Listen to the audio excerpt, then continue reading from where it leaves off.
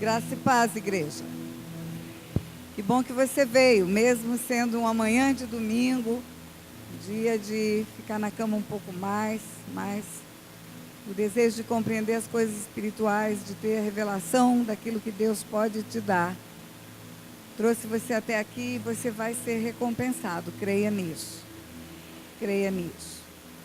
Eu quero ler um texto da palavra de Deus que talvez você tenha lido algumas vezes e não tenha tido a compreensão real do que Deus quer nos ensinar nele, porque Deus está querendo nos falar do mundo espiritual. Deus está querendo descortinar as coisas do mundo espiritual e há uma batalha no mundo espiritual. Há uma guerra, luz e trevas guerreiam no mundo espiritual. A igreja tem as chaves do reino dos céus. As portas do inferno não prevalecem contra a igreja. Mas há uma batalha, não é uma batalha que vence sem guerrear. Porque o Senhor deu à igreja autoridade para isso. E às vezes nós nos colocamos acomodados, desapercebidos de que há uma batalha no mundo espiritual. A Bíblia de Gênesis ao Apocalipse nos fala do mundo espiritual. A Bíblia em Jó, primeiro livro, fala de uma ação no mundo espiritual, de uma permissão de Deus. E eu quero chamar a atenção aquilo que aconteceu com Daniel. Ontem encerramos aqui falando sobre Daniel. O pastor Júnior veio aqui à frente, disse como Daniel teve a revelação de que havia algo que representava a causa de um cativeiro. Nós estamos aqui aprendendo sobre cativeiros e causas. E eu quero mostrar para você o que aconteceu no mundo espiritual quando Daniel entendeu, quando Daniel se apercebeu e foi buscar a revelação de Deus. Eu quero que você olhe para isso com detalhes nesta manhã, para você entender o que há no mundo espiritual quando se trata de mudar histórias de cidades antigamente assoladas, arruinadas, destruídas de geração em geração. Você vai entender que não é pouca coisa que acontece no mundo espiritual. E está em Daniel 10. Você deve ter ouvido muitas vezes falar sobre o jejum de Daniel. Daniel jejuou 21 dias e fazemos às vezes nas igrejas o jejum de Daniel. Eu não vou comer mais nada a não ser legumes. E talvez você não tenha olhado para a Bíblia o que aconteceu nesse jejum de Daniel. Daniel jejuou 21 dias porque ele queria ter revelação das coisas que ele precisava fazer, o entendimento do mundo espiritual. Daniel jejuou 21 dias para ter a sua visão espiritual aberta, para ter discernimento espiritual em alto nível. E aí eu quero mostrar para você o que está escrito aqui. É longo, um capítulo 10, quase que todo, mas é muito importante. No terceiro ano de Ciro, rei da Pérsia, foi revelada uma palavra a Daniel, cujo nome é Beltesazar. A palavra era verdadeira e envolvia grande conflito. E ele entendeu e teve a inteligência da visão. Importante saber que já é Ciro.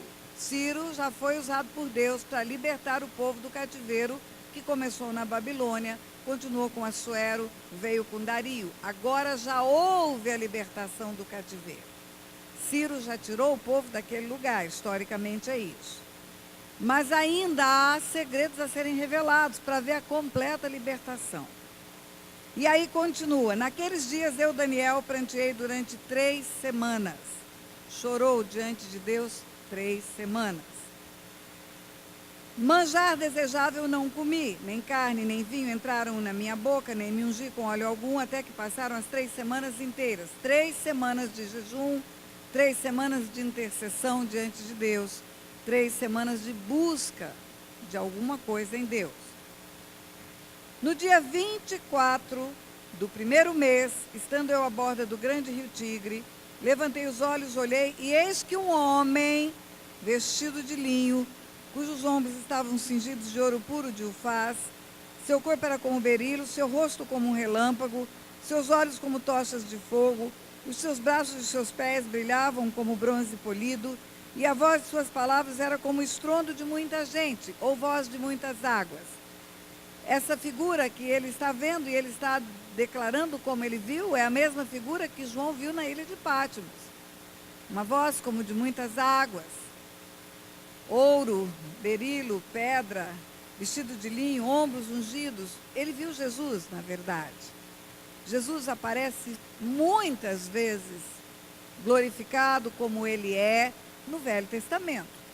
Daniel tem a visão de Jesus.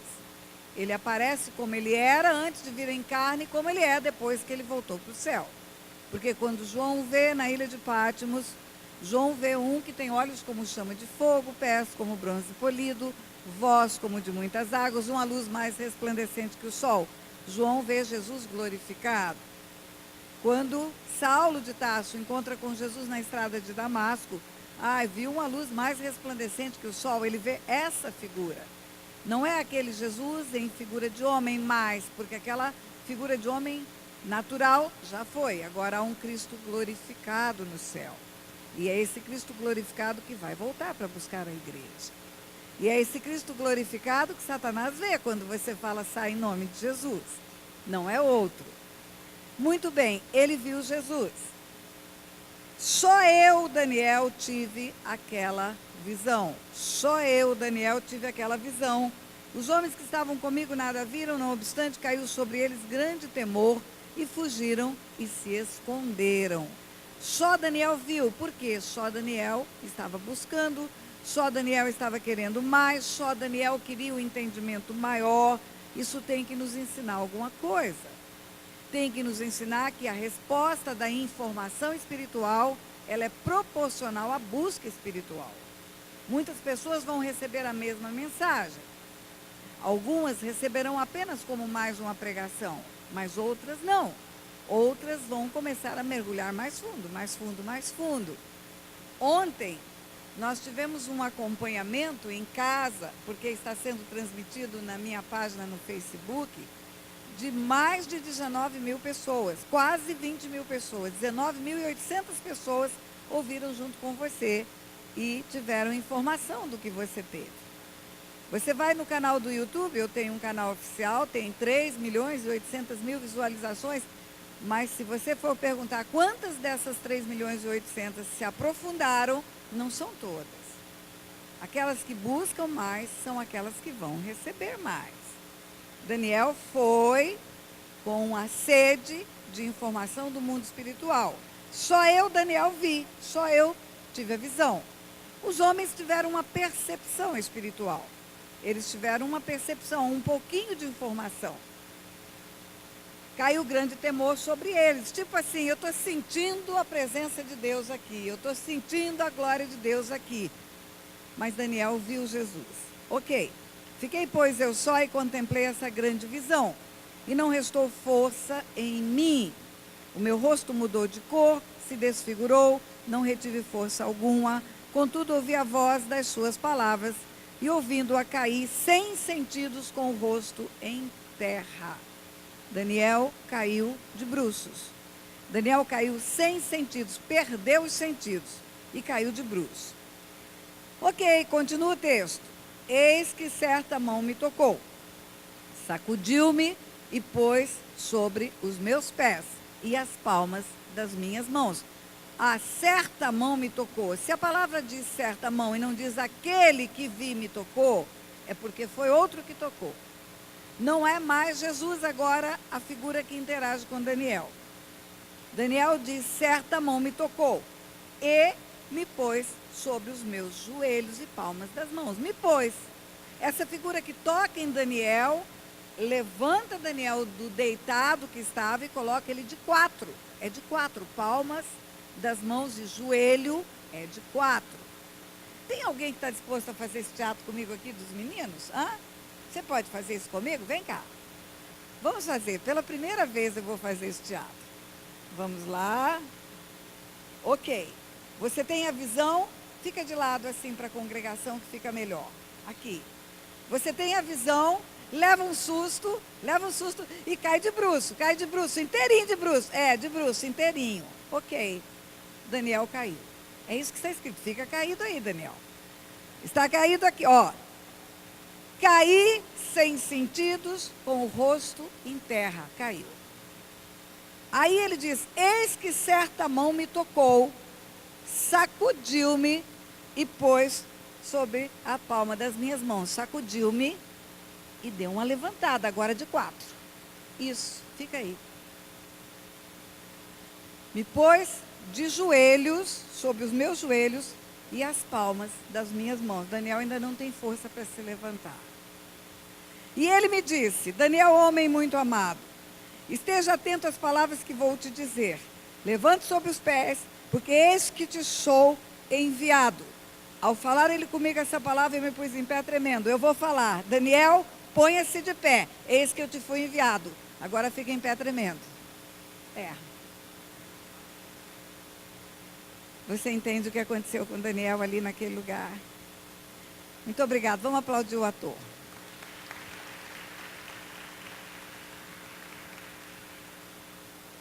Quando ele diz: eu te fui enviado, olha bem, Daniel, homem muito amado, está atento às palavras que te vou dizer. Levanta-te sobre os pés, porque eis que eu te sou enviado.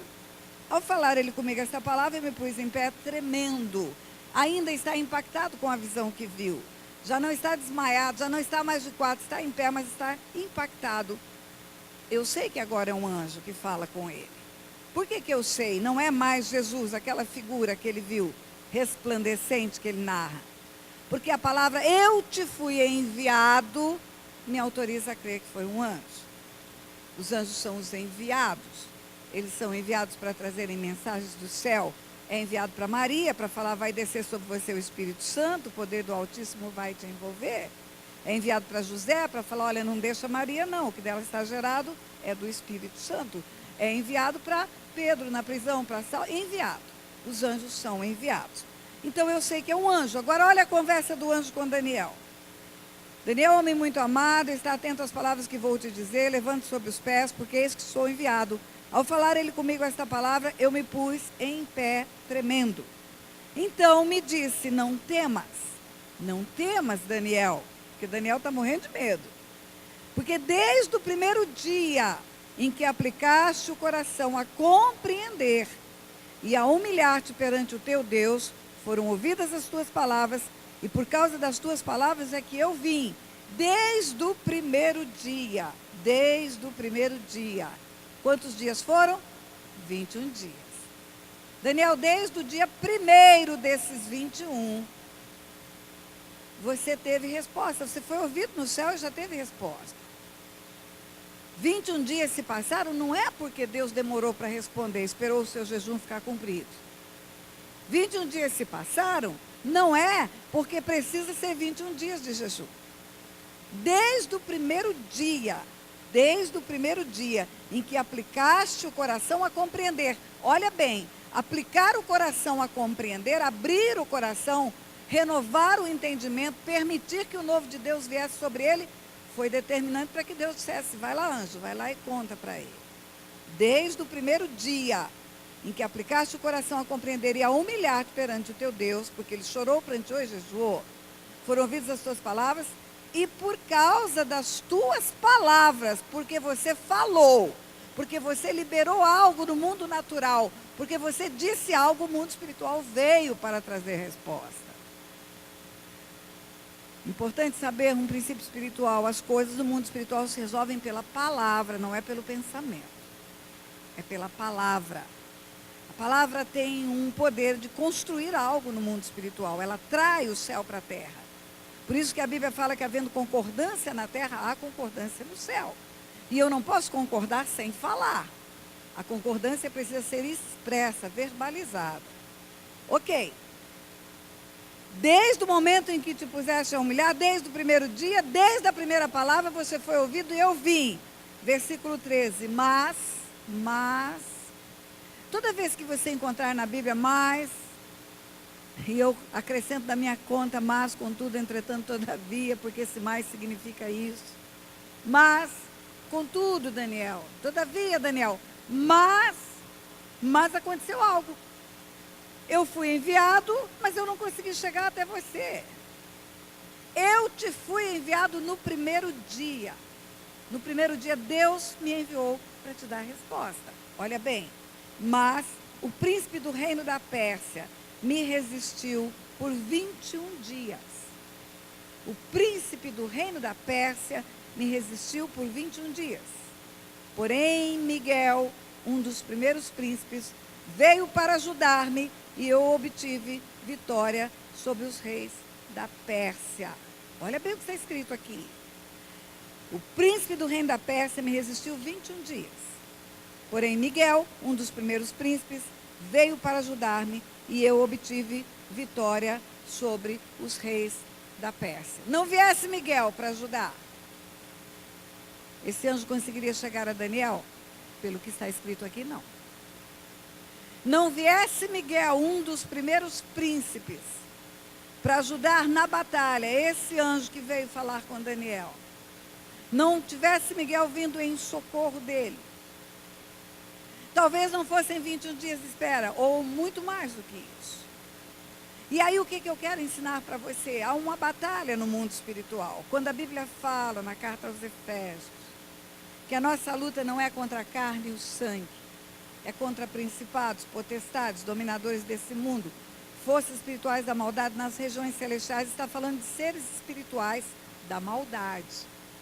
Está falando de anjos caídos, anjos que originalmente foram formados para o louvor da glória de Deus, anjos que originalmente foram formados para serem aqueles que iam adorar a Deus, assistir diante de Deus e trazer revelações para nós pelas informações de enviar, de chegar, de vir, de trazer recados. Um terço deles virou demônio. Não preciso falar aqui com profundidade, nem dá tempo, mas eu te desafio a buscar informação. Vá para os cursos, vá para o SILC, o Seminário Intensivo de Libertação e Cura, que a pastora Tânia faz, que dura 5 dias. E que de segunda a sexta você vai ser bombardeado com informações espirituais, vai ser atendido, vai ser cuidado. Vai para lá, vai para o SILC. Dezembro temos uma edição. Em outubro já estamos com as vagas quase que esgotadas. Se tiver 1, 2, 3, e se você quiser, corra hoje para saber se tem. Porque, na verdade, eu acho que já encerrou, eu tenho a informação de que estamos lotados. Mas eu preciso te dizer agora algo. Não tem como tratar heranças espirituais.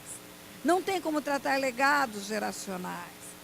Não tem como tratar históricos de derrotas que são repetidas por anos em uma família. Não tem como mudar a história de uma nação. Não tem como mudar a história de uma cidade sem contar com o que existe no mundo espiritual também. Existe uma batalha no mundo espiritual. Luz e trevas estão guerreando no mundo espiritual por esse mesmo assunto. Mas o que move o mundo espiritual é o mundo natural. Por que o anjo só foi enviado quando Daniel começou a querer a informação? Porque é o mundo natural que abre a porta para o mundo espiritual. Eu falei para você ontem que a luz entra, porque eu escolho a luz, mas eu tenho que ter uma ação para a luz. Eu falei que até Jesus fala, eis que estou à porta e bato. E na carta aos Efésios, quando fala de principados, potestades, dominadores desse mundo tenebroso, forças espirituais da maldade, nas regiões celestiais, está falando de patentes espirituais. Está falando de níveis de autoridade. Se você olhar para um exército, você vai entender o que é nível de autoridade. Isso, põe essa mesa mais para frente para mim, por favor. Obrigada. Se você olhar para um exército, você vai entender o que é nível de autoridade. Você vai entender que existe o soldado que começa a sua carreira quase que soldado raso, como falamos. Depois você sabe que tem um cabo, depois tem um sargento, depois tem um tenente, até chegar num general, que é o comandante do exército, tem níveis espirituais. Níveis de autoridade. No mundo espiritual existem níveis de autoridade. Existem patentes espirituais. E os principados são os maiores no mundo espiritual. Principados são seres espirituais da maldade que estão em governo de nações. Quando Daniel fala o príncipe da Pérsia, ele está falando de um principado que governa na Pérsia. Ele está dizendo assim: mas o príncipe do reino da Pérsia me resistiu por 21 dias. Então foi enviado um tenente, vamos dizer assim, e aí do exército contrário veio um general. E o general disse para o tenente: você não vai chegar com a informação. Ah, então existe uma hierarquia e autoridade, e essa autoridade funciona no mundo espiritual? Funciona. Quando você vê em igrejas manifestação de um demônio com incorporação, ou endemoniamento, vamos chamar assim, uma possessão, você está vendo mais ralo, a ralé, você está vendo o soldado raso. Quando você vai ver dominadores de regiões do crack, a Cracolândia, aqui não prospera nada, nada avança, nada adianta, tudo é sujo, tudo é podre, tudo tem aparência de imundícia, ninguém consegue, pinta as paredes, no dia seguinte elas estão pichadas. Você não consegue ver casas sem janelas quebradas, você vai ver muitos animais na rua. Ali é uma região de domínio espiritual. Nações são dominadas espiritualmente por príncipes. Mais alto o governo, mais ampla a área de atuação. E eu comecei falando para você aqui ontem que nós temos uma nação mergulhada em heranças espirituais malignas. Quando esse assunto é tratado numa igreja, como está sendo tratado aqui, não com uma denominação, porque aqui temos pastores de vários lugares, aqui nós temos uma unidade do corpo de Cristo. Quando isso é tratado dessa forma, nós temos um rebuliço no mundo espiritual acontecendo. Porque aquilo que falarmos e aquilo que orarmos neste lugar vai influenciar a nação, não vai influenciar só a sua vida. Você vai arrebentar estruturas do inferno que estão dando cobertura para as trevas prosperarem nessa nação. Começa na sua casa, na sua família, mas avança para alcançar outras famílias e outras gerações. E aí eu quero que você entenda o seguinte: há uma guerra no mundo espiritual? Sim. Por que há uma guerra no mundo espiritual? Porque há uma legalidade no mundo espiritual. Porque os príncipes que vieram sobre Daniel, ou os demônios que vieram sobre Daniel, que impediram a chegada da informação, eles têm legalidade naquela área. Eles têm autorização legal, como se fosse uma procuração para agir naquela área. É o território deles. Você vai ver Jesus fazer expulsão de demônios várias vezes. Todas as vezes o demônio vinha até Jesus. Não tardou, entrou na sinagoga um homem possesso de espírito imundo. O demônio vinha até Jesus e Jesus expulsava. Mas você vai ver um caso na Bíblia que o demônio não veio até Jesus. Jesus foi ao território dele. É o endemoniado gadareno. Por que Jesus foi lá? Jesus deixou os seus discípulos, atravessou sozinho o mar da Galileia, ou o lago da Galileia, e chegou em Gadara. Por que Jesus foi até lá? Por que Jesus não esperou o demônio vir até ele? Eu disse ontem que todos que querem vão a Jesus. Porque aquele demônio era territorial. Na verdade, aqueles demônios, havia uma legião. Ali era uma legião. É o único caso que Jesus pergunta qual é o seu nome. Não é porque ele quer um nome, identidade de um demônio. Não, ele não nos ensina a perguntar nome para saber identidades de demônio. Ele perguntou nome para ensinar número para nós. Qual é o seu nome? Legião. 3.000 porcos haviam naquele lugar. Havia uma proibição legal de Deus. Deus, quando deu as leis, ele deu leis civis, leis cerimoniais, leis morais, leis espirituais e deu leis de saúde também. E uma das leis que ele deu para proteger o seu povo, não ter infecções, não ter doenças, foi não comer carne de porco. E um homem criava, ou muitos homens, não sei, criavam 3.000 porcos. Certamente não era um hobby. Ah, eu amo um porquinho. A Pepa, a porquinha Pepa, e eu vou cuidar da Pepa. Não. Havia uma cultura comercial. Os porcos eram criados para serem vendidos. Era um negócio que Deus não abençoava e abominava, porque era uma desobediência. Por que Jesus precisou ir até aquele lugar? Porque aquele era o território onde começou a haver toda a manifestação do mal, e um demônio de alta patente pôde se instalar naquele lugar e ter seus liderados, a sua legião ali. O que é visível no mundo espiritual é o porco. O que é invisível é a legião de demônios, mas o que é mais invisível é o príncipe que está sobre aquela região, está sobre aquela área. Por que Jesus autoriza que os demônios entrem nos porcos quando eles pedem? Porque era a causa, era a razão pela qual os demônios estavam ali, e ali Jesus dá um checkmate. Mata os porcos, acaba o ambiente espiritual ou o corpo que o demônio precisa para agir no mundo natural. Porque também outro princípio que eu vou te ensinar aqui, um espírito sem um corpo é ilegal na terra. Um espírito sem um corpo é ilegal na terra. Por isso o homem precisa ter uma casca, ele é um espírito, mas ele precisa ter uma casca para poder agir no mundo natural. Um espírito sem um corpo é ilegal na terra? Sim, por isso o Filho de Deus precisou vir em carne. Por isso o Espírito Santo, como cantamos aqui, chamamos, incorpora a igreja. Por isso os demônios precisam de corpos. E aí Jesus ordena e os porcos se precipitam no despenhadeiro e caem todos no mar. E acaba o negócio ilícito naquele lugar, termina o ambiente espiritual para vir o demônio naquele lugar. Mais uma lição para você: sem causa não se cumpre, sem causa não se cumpre. Acabou, o homem ficou bom, vai para casa. Jesus sai daquele lugar, sai daquela região. Então aquilo que fazemos aqui no mundo natural tem uma interferência que começa primeiro no mundo espiritual. E no mundo espiritual existem níveis espirituais. Mesmo que alguém não fique endemoniado na sua casa, ela pode estar sob a influência desse mundo espiritual. Nós achamos que há uma influência só quando vemos alguém possesso gritando pelos cantos da casa, mas não é isso. A influência ela pode vir sob forma de opressão maligna. Uma opressão maligna capaz de alterar o comportamento de uma pessoa.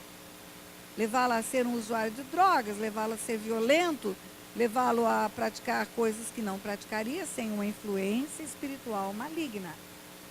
Por isso que Jesus fala, eu vim para libertar cativos e oprimidos. Cativos e oprimidos, cativeiro é uma forma de manifestação demoníaca. Estava dentro dos porcos. Opressão é uma influência maligna que pode vir sobre uma pessoa, sobre uma família, sobre uma cidade, sobre uma nação, sobre uma região. Você pode não ver nenhum dos homens possessos e eles estarem todos sob influência maligna, produzindo o mal que produz numa nação. Por influência espiritual maligna que está exatamente sobre aquela área, as coisas podem acontecer. Ontem, você viu no Novo Testamento, não é velho, no Novo Testamento, Jesus falando para aqueles fariseus, ai de vós, ai de vós, ai de vós, até chegar numa hora em que ele diz, ai de vós, escribas, fariseus hipócritas, porque sois semelhantes aos sepulcros caiados, que por fora se mostram belos, mas por dentro estão cheios de ossos de mortos e toda imundície. E ainda dizeis, quando adornais os túmulos dos profetas, edificais os túmulos dos justos, dizeis, se tivéssemos vivido nos dias dos nossos pais, nós não teríamos sido seus cúmplices no sangue dos profetas. Jesus diz, assim vocês estão testemunhando, vocês estão testificando que sois filhos dos que mataram os profetas. E você viu como termina a história? Depois dele dizer, vocês vão repetir tudo. Ele diz assim, sabe por quê que vocês vão responder por essa história? Vocês vão fazer também a mesma coisa, vão repetir os mesmos erros, para quê? Para que sobre vós recaia todo o sangue justo derramado sobre a face da terra, desde o sangue do justo Abel, até o sangue de Zacarias, filho de Baraquias, a quem mataste, entre o santuário e o altar. Então está falando de gerações, está falando de um sangue que vem sendo acumulado, e que como uma raiz de uma árvore, uma raiz de iniquidade brota em cada geração. E vai essa raiz escondida pela terra e daqui a pouco brota em 4 gerações. E se em 4 gerações ninguém confessar, ninguém colocar na cruz do Calvário que hoje temos e que não tinha naquele tempo até Jesus ir para a cruz. Se ninguém colocar essas raízes de iniquidade que vão brotando por famílias, que vão brotando por gerações, elas vão contaminando cidades. O sangue derramado contamina lugares. O sangue derramado contamina lugares também. Não contamina só famílias. Não é só a família daqueles filhos de fariseus, ou dos fariseus, filhos dos que mataram os profetas. Contamina cidades, contamina gerações, contamina nações. E quando você começa a fazer a limpeza da sua casa, imagine uma nação que tem como se fosse um chão de sangue. Vamos falar do sangue derramado, que é a única coisa que eu vou aprofundar hoje. Quando você fala do sangue derramado, imagine um sangue derramado sobre uma varanda. Imagine que tem ali muitos litros de sangue derramado. Mas aí você tem entendimento espiritual que precisa limpar a sua história. E depois você tem entendimento espiritual que precisa limpar a sua família. E aí é como se você fosse lá com um detergente espiritual. Pela confissão, esse detergente funciona. E você vai limpar 1 metro quadrado daquela varanda. Ah, existe uma possibilidade de ficar ali naquele lugar sem pisar no sangue, porque uma área foi limpa. O que isso vai produzir? Aquele cara que está do lado, aquela família que está do lado, que derramou sangue também, vai olhar para você e vai dizer: nó, tem um lugar limpo aqui. É possível ter um lugar limpo, eu vou limpar minha área também. Começa a influenciar outras pessoas e outras famílias. A luz, quando ela chega, ela vai clareando a volta. É como um telhado que você quebra um pedaço e a luz começa a entrar. Vai acontecer na sua família. Você tem uma família numerosa, mas você resolve os problemas geracionais que se referem a você. Sabe o que vai acontecer? Aquele irmão seu que não é beneficiado pela sua confissão, porque a sua confissão ela tem uma linha direta, os seus descendentes e ascendentes. Você confessa o pecado dos ascendentes, resolve a sua vida, resolve com o seu pecado também confessado, resolve agora a linhagem futura. Mas aquele teu irmão que não é beneficiado por essa confissão, porque não é uma linha reta com você, ele vai ser influenciado pela luz que está em você e vai acabar sendo alcançado pelo Evangelho também. É assim que tem sido. Por isso que os príncipes da maldade, eles se movimentam e eles não querem que você tenha um entendimento espiritual dessas coisas. Porque eles não perdem uma pessoa, eles perdem uma família, não perdem só uma família. Eles perdem aqueles que convivem com essa família. E aí vem outra família, e quando a outra família vem, vem a outra. E quando a outra vem, a cidade vem. A nação vem. Edificarão cidades antigamente assoladas, arruinadas, destruídas de geração em geração. Eu falei que no mundo espiritual as coisas acontecem pela palavra. A confissão de pecados, a concordância com a confissão de pecados, é que vai fazer a alteração do quadro espiritual. Quando a palavra de Deus diz: aquele que encobre as suas transgressões jamais prospera, o que as confessa e deixa alcança misericórdia. O que encobre jamais prospera, o que encobre jamais prospera. Não está falando de Deus. Nada fica encoberto diante de Deus. Nada é possível ser encoberto diante de Deus. Tudo está patente aos olhos daquele a quem temos de prestar contas. Quando Deus está falando, aquele que encobre jamais prospera, o que confessa e deixa alcança misericórdia, ele está falando da confissão de um para o outro. Ele está falando daquilo que ele fala no livro de Tiago: confessai os vossos pecados uns aos outros para serdes sarados. Interessante, eu quero ler com você o livro de Tiago, porque é muito importante que você tenha uma percepção que existem coisas que só são resolvidas espiritualmente. Não são resolvidas naturalmente. Na carta de Tiago, você conhece o texto? 5:13. Está alguém entre vós sofrendo? Faça oração. Está alegre? Cante louvores. Está alguém entre vós doente? Chame os presbíteros da igreja, e estes façam oração sobre ele, ungindo com óleo em nome do Senhor, e a oração da fé salvará o enfermo, e o Senhor o levantará. E se houver cometido pecados, serão perdoados. Confessai, pois, os vossos pecados uns aos outros, e orai uns pelos outros para seres curados. Pode, por sua eficácia, muito pode a súplica do justo.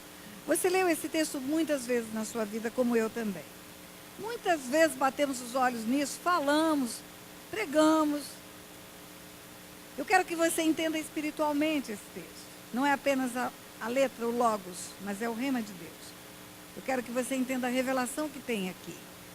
Está alguém entre vós sofrendo? Faça oração. Aqui está dizendo, olha, é orando, e oração é algo espiritual, que você vai trazer um quebrantamento para o seu coração. Ou vai trazer um bálsamo para o teu coração. Ou seja, o teu sofrimento pode ser resolvido espiritualmente. Primeira informação. Está alguém alegre? Cante louvores. Ah, você está alegre? Manifeste no mundo espiritual, porque o louvor é adoração. Manifeste no mundo espiritual a alegria que tem no seu coração. Manifeste a tristeza, suplicando, pedindo, orando. E manifeste a alegria, adorando e agradecendo. Espiritualmente, faça ou bem ou mal, quando você estiver bem ou mal, faça alguma coisa espiritual. É isso que está escrito aqui. Está alguém entre vós doente? Chame os presbíteros da igreja e estes façam oração sobre ele. Olha, oração espiritual também. Os presbíteros da igreja vão fazer a oração e vão ungí-lo com óleo. Vão fazer a oração e vão ungí-lo com óleo em nome do Senhor. O óleo é apenas o fruto da oliveira. O azeite é o fruto da oliveira. Consagrado ao Senhor, pode ser uma ferramenta poderosa para quebrar o jugo da enfermidade, é o que está escrito aqui. Agora, como que um azeite passado sobre uma pessoa vai quebrar o jugo da enfermidade? Espiritualmente, é sobrenatural. É Joe, sabe o que é Joe? É de outro mundo. Aí continua. Faça oração sobre ele, ungindo com óleo em nome do Senhor, e a oração da fé salvará o enfermo.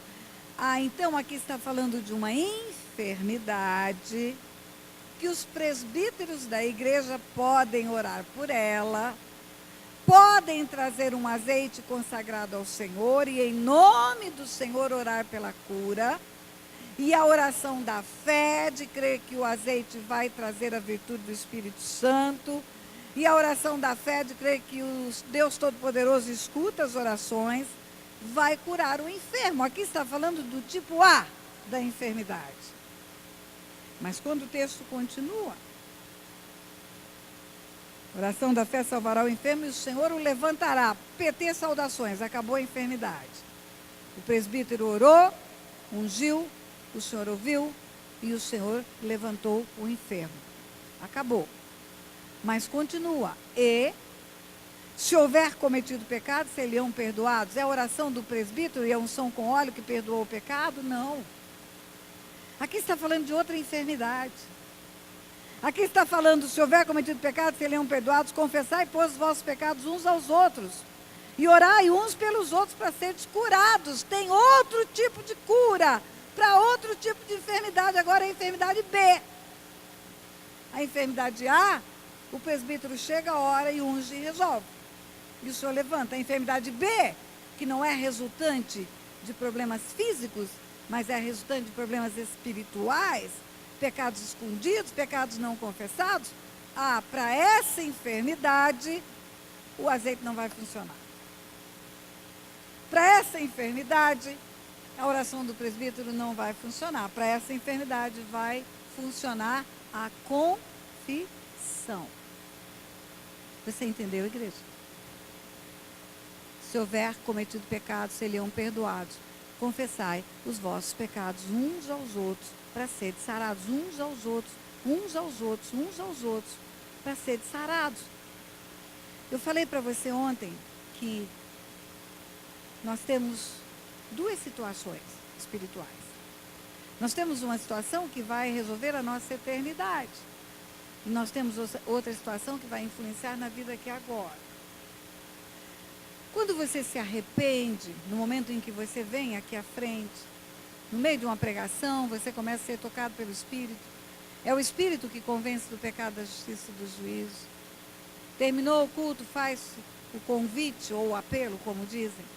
E aí a pessoa vem à frente, vem com o coração quebrantado, disposta, decidida a entregar-se ao Senhor. Nessa hora está resolvida a vida eterna dele.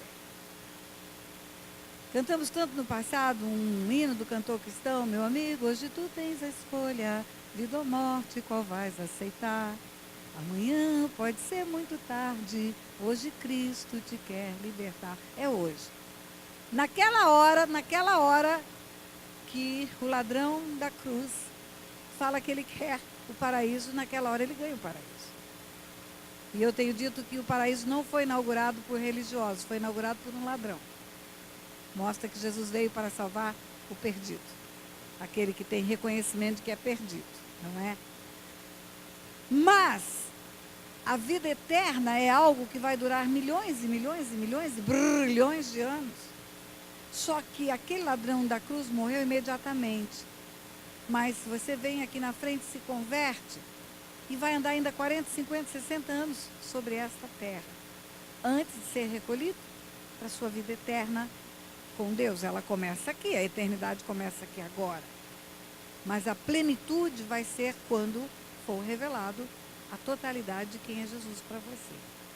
E aí este tempo de caminhada na terra, ele tem a possibilidade, se os pecados não forem confessados, de trazer a atuação do mal. O que vem para matar, roubar e destruir pode tocar ainda. Pode tocar ainda.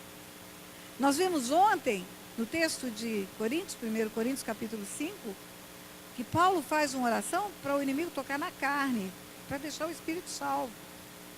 Mostrando que são dimensões diferentes que podem ser tocadas. Então, existe alguém que pode ter uma enfermidade na carne e ter salvação? E essa enfermidade na carne ser demoníaca? Tem. Existem pessoas que por pecados não confessados têm enfermidades na carne. Pastora, se eu nunca quiser confessar o meu pecado diante dos homens, para que haja oração de concordância e desligue do mundo espiritual a minha história, eu quiser ficar de boca calada, tiver apenas com Deus, essa confissão interior, meu coração, meu pensamento, eu perco a salvação? Não. Você não perde a salvação.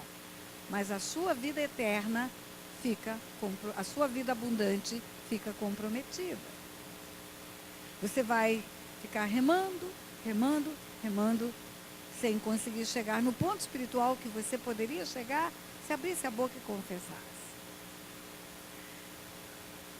Eu posso ficar calada e ter salvação? Posso. Então eu escolho ficar calada. Tem mais um complicador. Quando você fica calada, você também compromete 4 gerações. Porque o seu pecado encoberto gera uma herança para 4 gerações. O seu pecado confessado liquida a questão da herança que as gerações futuras terão. Quando você fala de heranças, é mais importante você saber que a partir de você é construída uma herança até do que aquela que você recebeu. Sabe por quê? Porque a que você recebeu vai influenciar 30% na sua vida. 70% é o que você faz. E vai dar 30% para outra geração.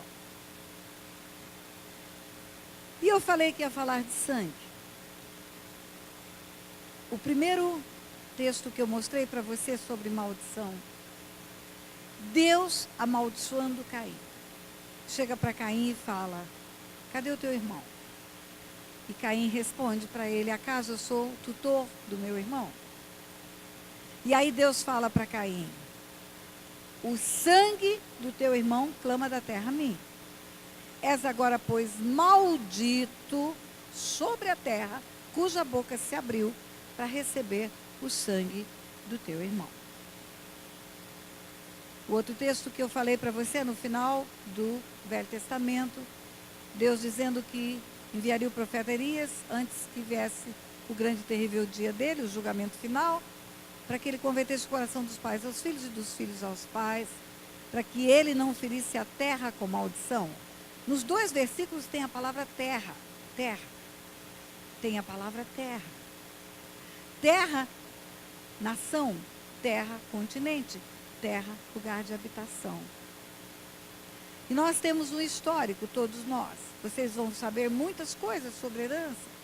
Vão ouvir, vão receber informações nos seminários, vão assistir os vídeos, vão ser instruídos pelo Espírito Santo, heranças de toda a natureza, heranças de furto, heranças de promiscuidade, heranças de vícios e heranças de tantas e tantas coisas, loucuras, idolatria, produzindo solidão, produzindo deficiência espiritual.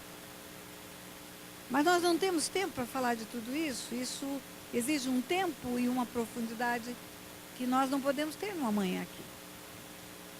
Mas eu quero falar de 2 situações para você. Porque temos caminhado longos anos nesse caminho e eu tenho visto cada vez que atendo uma pessoa, cada vez que escuto alguém, que recebo um e-mail, que um conselheiro atende, conta o que aconteceu, porque no CIL que eu ministro a palavra, há uma equipe de conselheiros que fazem o atendimento. Aqui nós temos 2 conselheiros deste ministério. Aliás, eu quero que eles se identifiquem, fiquem em pé e virem para trás, esses conselheiros. Vamos, meu irmão, esperando o que para ficar em pé? Olha só.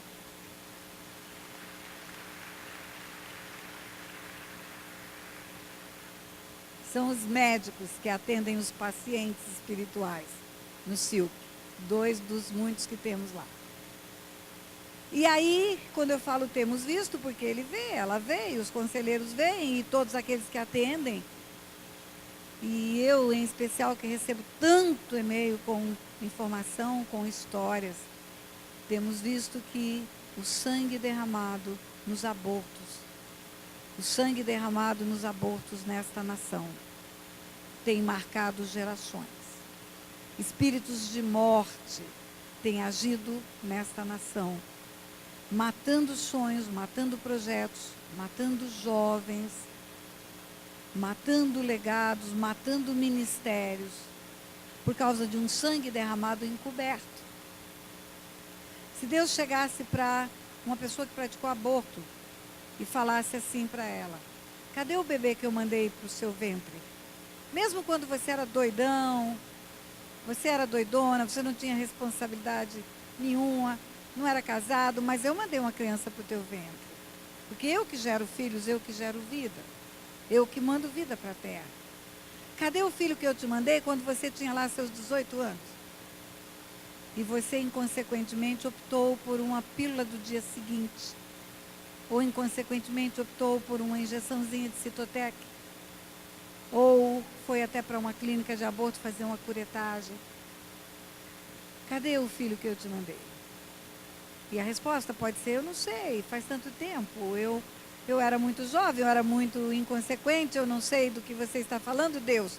A resposta de Deus será: o sangue do filho que eu te dei clama da terra minha. E agora você é maldito por sobre a terra, por derramar na terra o sangue do teu filho. O histórico de aborto nessa nação é terrível, sabe por quê? Porque o histórico de promiscuidade é terrível. Porque a prática do sexo irresponsável é terrível. Porque a promiscuidade sexual que vem para os jovens é terrível. Porque uma cultura de promiscuidade, ela gera 2 coisas. Ela gera aborto e gera filho bastardo. Gera filhos sem pais. Os meninos de rua que estão aí, que precisam ser acolhidos, eles são filhos sem pais, são filhos gerados na promiscuidade. E dificilmente encontramos uma família, eu até hoje não encontrei, uma família que não tem um histórico de sangue derramado por amor. Pode não ter um homicídio que seja visível, que encontre um corpo, que todo mundo fique sabendo, que vire escândalo no jornal, mas o aborto que é feito escondido, secreto, lá naquela clínica, é outra história. Ou o chazinho da vovó. E o aborto produzido numa geração, ele pode trazer enfermidades graves, pode trazer câncer, tumores em qualquer área do corpo. Pode trazer consequências iguais para 4 gerações. Rebeca estava grávida de gêmeos, Esaú e Jacó. Rebeca chega para o Senhor e fala, o que é isso? Estava perturbada com aquele volume enorme de barriga, com aquela pressão de barriga. O Senhor responde para Rebeca, tem 2 gerações no seu ventre? Não. Ele responde, tem 2 nações no seu ventre. Tem 2 nações. Ele não fala tem 2 meninos, ele não fala tem Esaú e Jacó, ele não fala tem gêmeos, ele fala tem 2 nações. Se Rebeca aborta Jacó, Rebeca aborta a nação de Israel. Um aborto é um aborto de filhos, netos, bisnetos, tataranetos, tataranetos dos tataranetos. É algo que vai influenciar numa cadeia geracional. É o sangue derramado de gerações no ventre. E aí você vai encontrar, quando atende uma pessoa, ela contar que tudo morreu na vida dela, tudo deu errado. Tudo morreu. Mortes prematuras na família, filhos enterrados precocemente. A resposta está aí. E os abortos são os pecados mais secretos, mais ocultos que você pode imaginar. Porque ninguém chega em casa depois de fazer um aborto, reúne a família e fala, abortei. Pode fingir que tem uma dor de cabeça, vai passar mal, ficar 1 dia, 2 dias em cima de uma cama e ninguém vai saber. Pastor, eu não sei nenhum histórico familiar meu de aborto. Você, pelos sintomas, você descobre a causa. Nariz escorrendo, tosse, espirro, sintoma de gripe. A causa, derramamento de sangue, vai dar os sintomas de mortes prematuras, de acidentes frequentes, de perdas financeiras frequentes, mortes de ministério, mortes de projetos, mortes e mortes e mortes e mortes. Pastor, eu nunca fiz aborto. Eu acompanhei uma pessoa que fez. Tem problemas? Igual. Eu falei para você que o mundo espiritual é legal. Imagine um homicídio. Imagine um homicídio de uma criança. Um infanticídio. Imagine que você vá matar uma criança e alguém vai te acompanhar para você matar uma criança. Você acha que não há cumplicidade nisso? Eu vou matar, você me acompanha para eu matar hoje a minha criança? Pastora, eu não acompanhei, eu não tive cumplicidade de participação do ato em si, eu apenas emprestei o dinheiro. Porque ela ia para uma clínica clandestina perigosa, a barriga já estava de 3 meses, já ia ter que tomar uma anestesia, fazer uma curetagem, e eu fiquei com preocupação com a minha colega de trabalho, porque ela podia morrer naquela clínica clandestina, e eu emprestei o dinheiro. Tem problema? Igual, igual. Imagine, você tem uma criança de 3 anos, e fala, olha, eu vou matar essa criança, eu vou levar numa clínica para matar essa criança, e eu não tenho dinheiro para pagar um médico para matar com uma injeção boa. Eu só tenho dinheiro para pagar um açougueiro para dar uma facada no pescoço dela. Então, você me empresta dinheiro para eu matar direito? Igual, você está financiando a morte.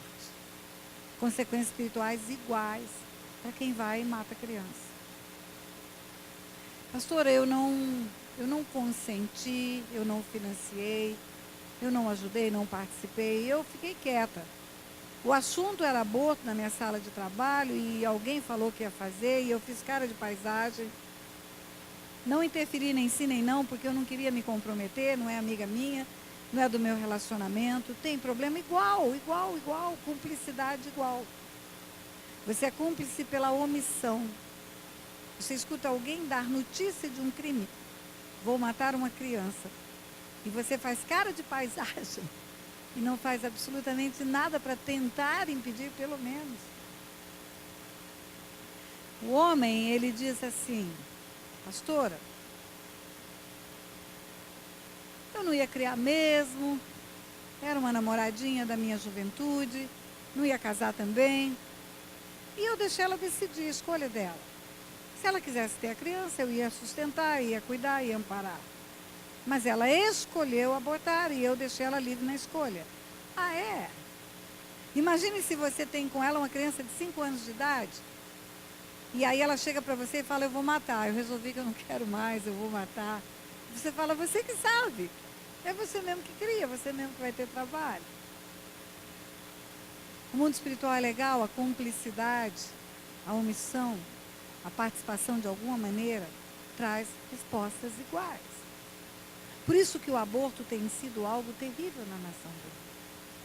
Porque dificilmente você vai encontrar uma família que não tem uma história de uma empregada que engravidou e a patroa, porque sabia que o filho era filho do patrão, não levou aquela empregada para uma clínica de aborto.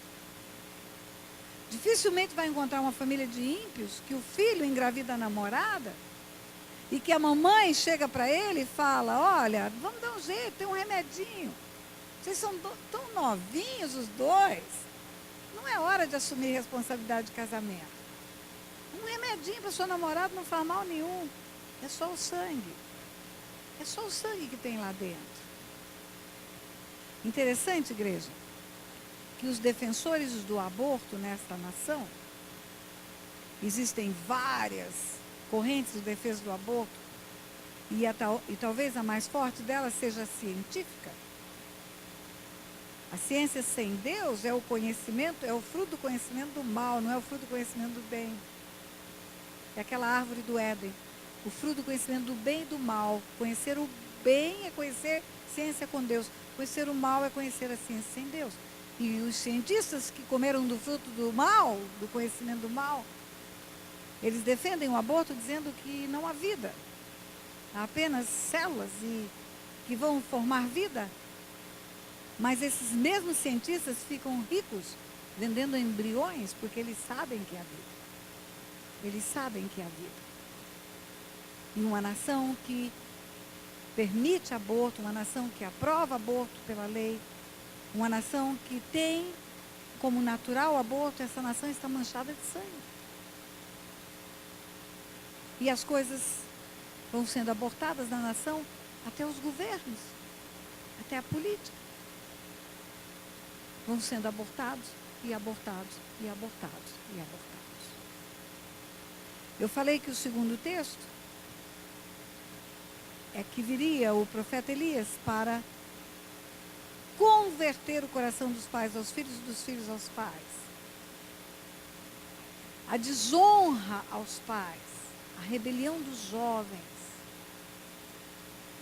a vida que hoje a juventude, na sua maioria, leva, tem sido a causa também de contrair uma herança espiritual maligna, de adquirir uma herança espiritual maligna. Quando Deus fez os 10 mandamentos, o trono dele desceu. Ele escreveu com o dedo dele em tábuas de pedra. É a lei maior espiritual que tem. Não tem lei maior do que os 10 mandamentos. E eles não vão passar. E Deus coloca lá nos 10 mandamentos: visitarei a iniquidade dos pais nos filhos até a 3ª e 4ª geração. E ele coloca lá nos 10 mandamentos: honra teu pai e tua mãe. E ainda vem uma informação adicional que Moisés acrescenta: para que se prolongue os dias na terra que teu Deus te dá e te vá bem. Honra teu pai e tua mãe, para que se prolongue os dias na terra que teu Deus te dá e te vá bem. Aí eu falei que ia falar sobre esses 2 textos. Os abortos geram mortes, os abortos geram prejuízos, os abortos geram falências, os abortos geram doenças, os abortos geram toda sorte de ação maligna em uma nação. A rebeldia, a rebelião, a desonra aos pais também gera. Sabe por quê? Porque nós nos convertemos quando estamos maduros, mas aquilo que fizemos antes da nossa conversão, na nossa juventude, aquelas encrencas que arrumamos antes da juventude, que não tratamos com arrependimento e confissão, Elas estão contra nós ainda. Você viu ontem que no mundo espiritual não se aplica as leis da física. Tempo e espaço não existe. Você pode ter feito a sua encrenca lá em Aquidauana, Mato Grosso do Sul. Aqui tem uma aquidauanense, ela se identificou para mim lá no banheiro. Você pode fazer a sua encrenca em Aquidauana, Mato Grosso do Sul, no ano 60. E você em 2018 está em Bauru, Convertidinha da Silva. Aleluia, ela se identificou ali. Você está em Bauru, Convertidinha da Silva. Mas se você não tratou aquele pecado que não foi confessado, da sua rebelião com os seus pais lá na juventude, você pode não ter vida abundante. E as gerações futuras também não. E aí eu quero dizer para você, nessa manhã, a nossa história não começa aqui. A nossa história não começa no dia de hoje. A nossa história começa desde a nossa concepção. Quem foram os nossos pais? O que eles viveram? As gerações anteriores? Quais foram as circunstâncias que fomos gerados? Dentro de uma aliança de casamento? Fora de uma aliança de casamento? Teve uma bastardia que parece que terminou porque os nossos pais, mesmo gerando um filho, foram ao altar e se casaram? Não, pecado não anula com cerimônia de casamento. Pecado anula com confissão e arrependimento. Filhos gerados no noivado, filhos gerados no namoro, pecados. Casamentos que foram desaconselhados pelos pais, pecado. Desonra aos pais, pecado.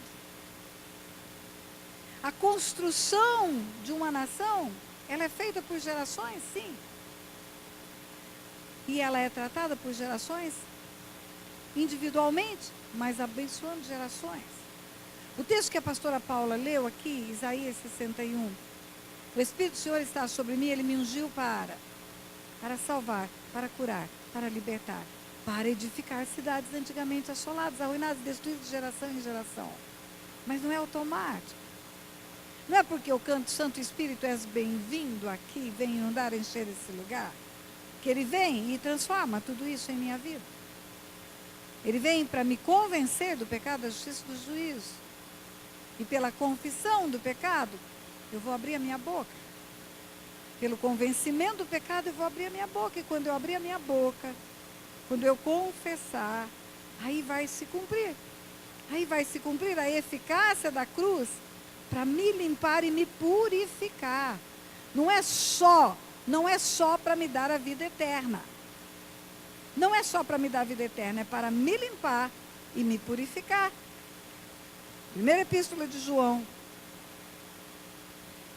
capítulo 1, versículo 5 em diante, diz assim: Ora, a mensagem que da parte dele temos ouvido e vos anunciamos é esta, que Deus é luz e não há nele treva nenhuma.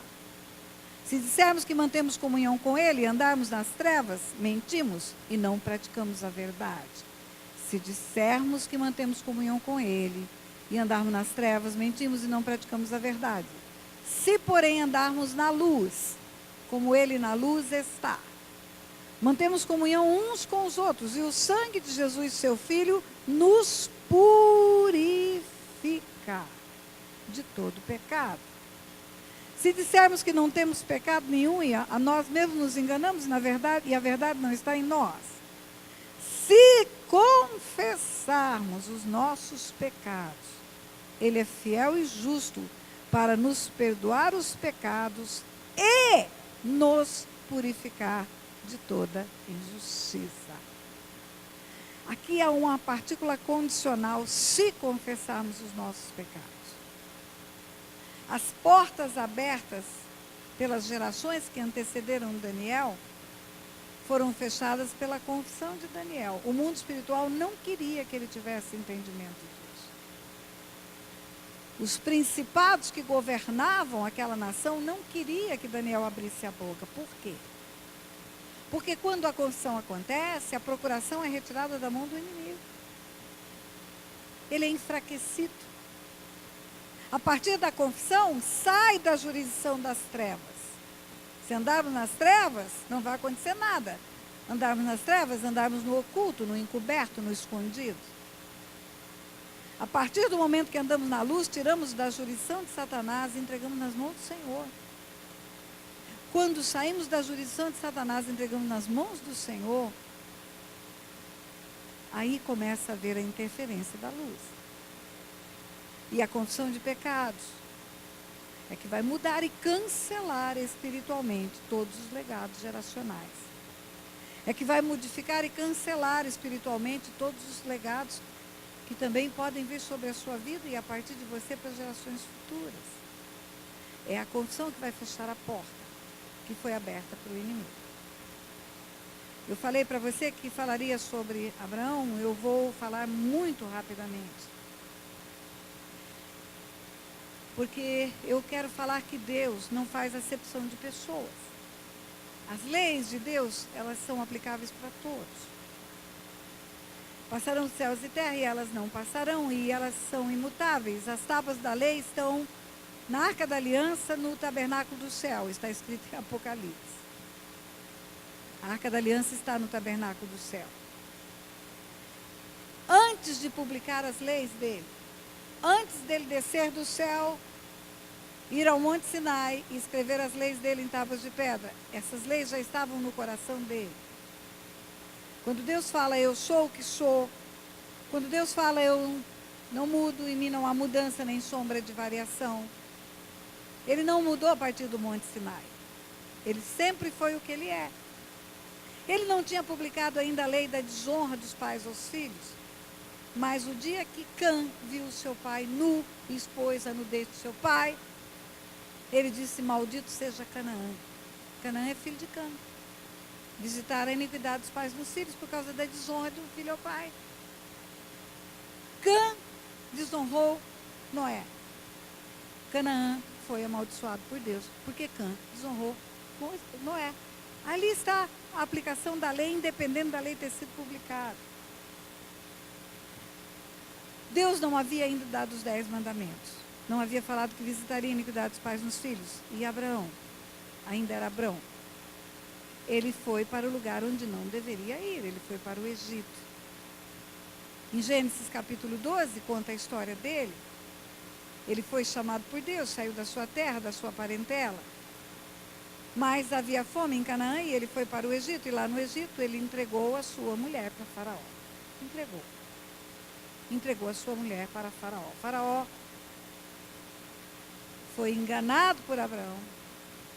E essa mulher ficou com o Faraó há muito tempo. Até que Faraó descobre por causa da mão de Deus pesando sobre o Egito. E aí Faraó vai devolver a mulher para Abraão. Faraó chega para Abraão e fala, o que fizeste? Porque me disseste que ela era tua irmã, eu a tomei para ser minha mulher. Ele mentiu que era irmã dele. Faraó pensava que era o cunhado, depois descobre que não é. E aí Faraó devolve a mulher, entrega para Abraão e Abraão vai embora, volta para a terra de Canaã, o lugar da bênção. Saiu do lugar da bênção, foi para o lugar do engano, da mentira.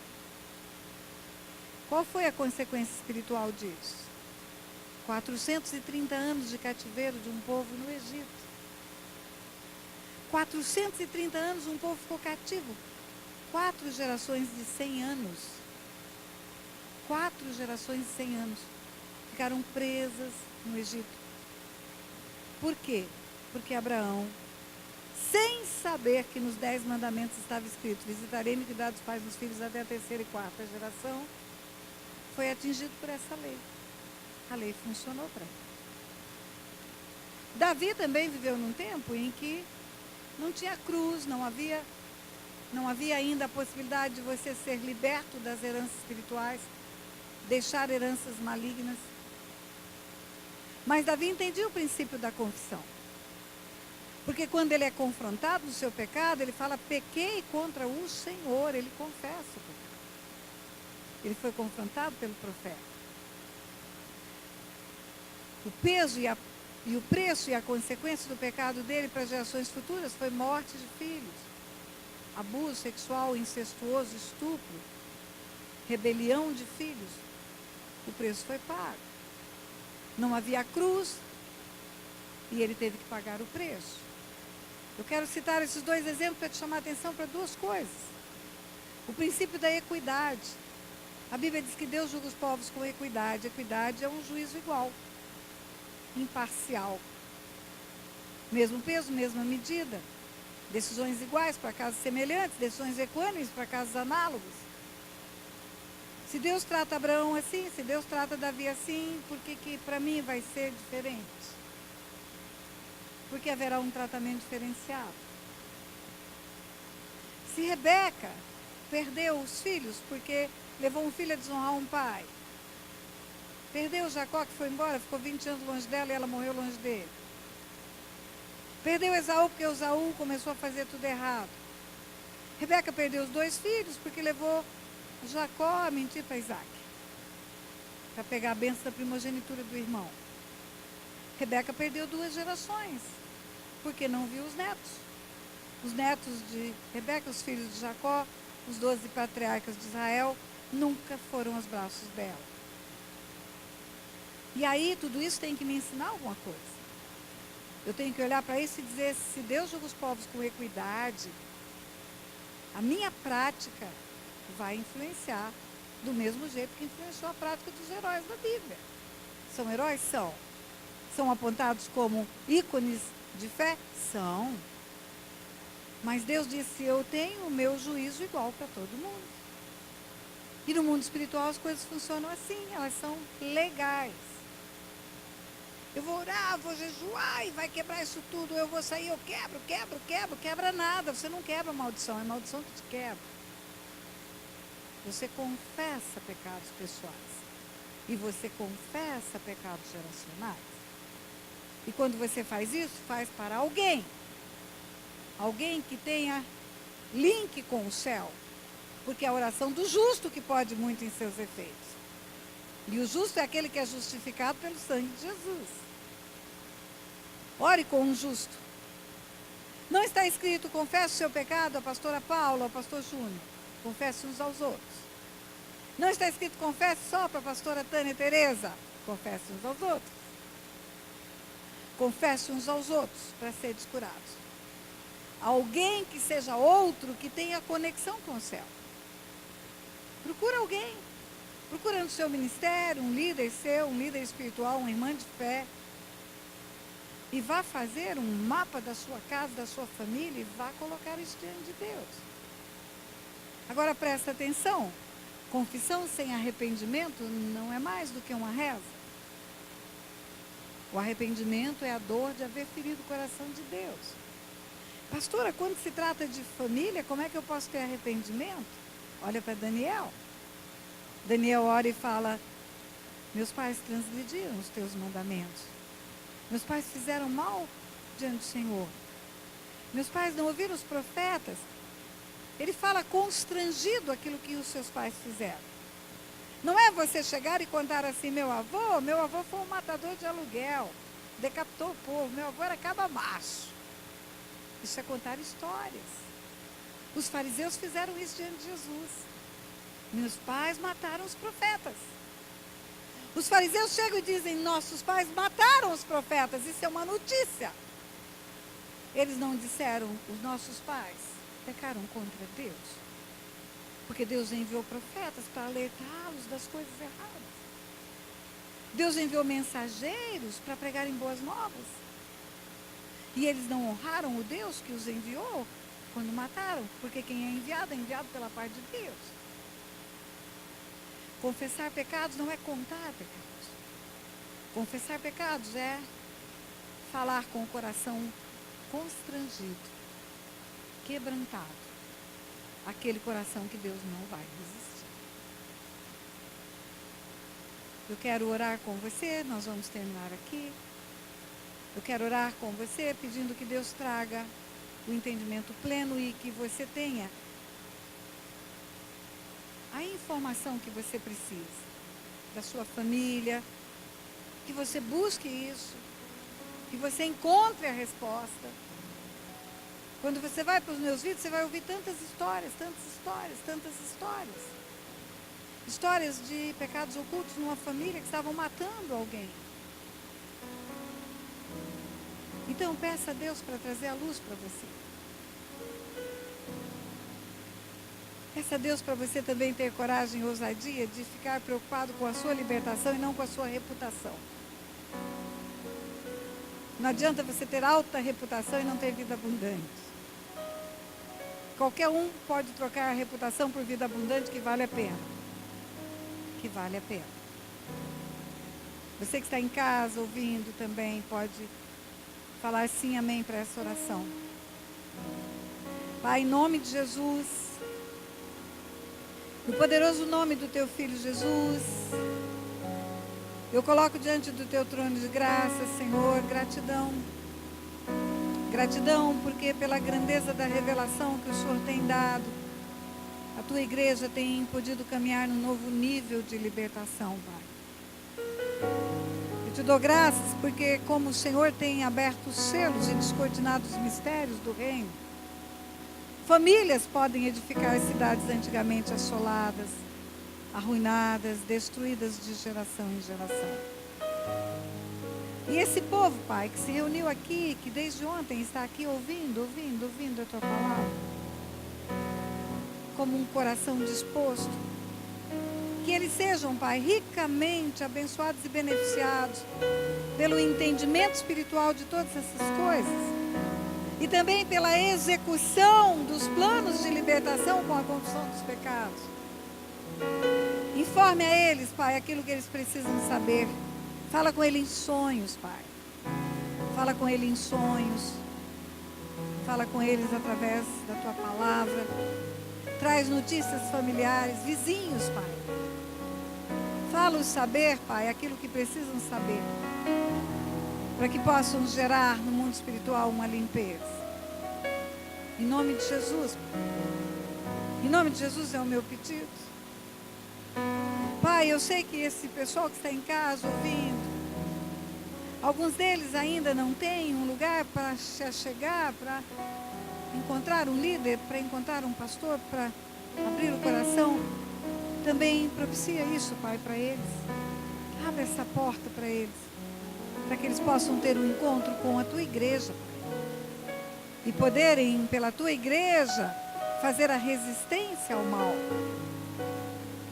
Eu quero declarar um tempo novo na vida de vocês. O tempo é um marco na história de uma pessoa. A Bíblia fala que tem tempo de chorar, tem tempo de sorrir, tem tempo de prantear, tem tempo de gargalhar, tem tempo de se alegrar, tem tempo de plantar, tem tempo de colher. Eu quero falar que vai começar um novo tempo. Eu quero profetizar esse novo tempo. Existem pessoas que estão fazendo hoje comemorações importantes na sua vida. Muitos estão fazendo aniversários. Alguns aniversários de casamento. Tem gente fazendo aniversário de casamento de meses. 4 meses de casado. Eu quero dizer para você que todo tempo é um marco na sua vida. Todo tempo é uma oportunidade de começar diferente, algo novo. Todo tempo é a oportunidade de falar, eu não farei mais como fiz até o dia de ontem. E Deus está te dando um tesouro escondido. Aproveita o dia de hoje, chega em casa, vai mapear a sua história. Ligue para a sua família. Converse com aquela tia velha que você tem, que sabe tudo da família. Vá procurar informações. Não tenho, pastor, eu sou adotado, eu não conheço a minha família biológica. O Espírito Santo é o Espírito de adoção. E Ele é o Espírito de revelação. Ele vai te contar a história. E você vai poder procurar alguém e orar como Daniel orou. Que o Senhor te abençoe e te guarde. Que o Senhor multiplique graça sobre a tua vida. Em nome de Jesus. Amém. Pode aplaudir o Senhor.